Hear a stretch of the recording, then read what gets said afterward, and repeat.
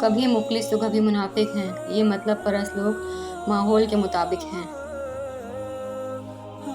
مطلب کے بغیر رابطے میں رہنا ہر کسی کے بس کی بات نہیں ہوتی۔ ہم کسی کے لیے تب تک اچھے ہیں جب تک ہم انہیں فائدہ پہنچاتے رہیں۔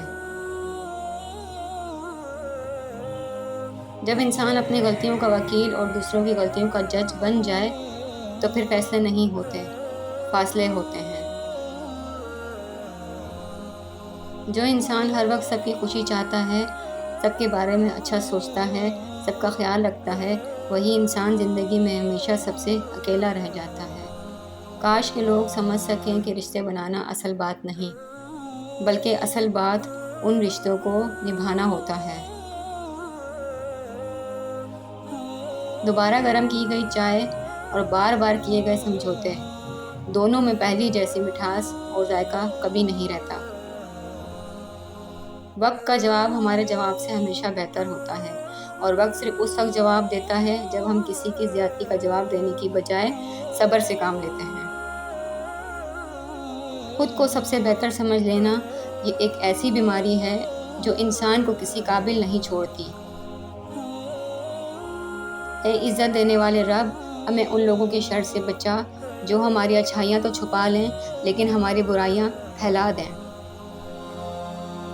خاموشی عظیم نعمت ہے، بالخصوص اس مقام پر جہاں اختلاف زیادہ، آوازیں بلند، علم کی کمی اور دلیل کی کوئی اوقات نہ ہو۔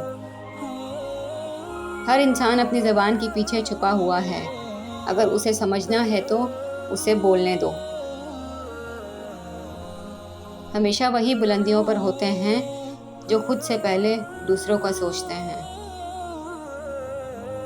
پریشان ہونے والوں کو کبھی نہ کبھی سکون مل ہی جاتا ہے، لیکن پریشان کرنے والے ہمیشہ سکون کی تلاش میں ہی رہتے ہیں۔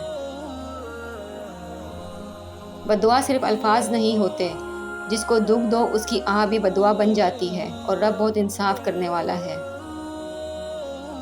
کسی کے صبر کا امتحان نہ لیا کرو، میں نے ایسا کرنے والوں کو اکثر پچھتاتے ہوئے دیکھا ہے۔ اگر آپ کے ساتھ ناانصافی اور زیادتی کی حد ہو جائے تو صرف اتنا سوچ کر خاموش ہو جانا کہ جو ذات اوپر بیٹھی ہے وہ بہت بے نیاز ہے۔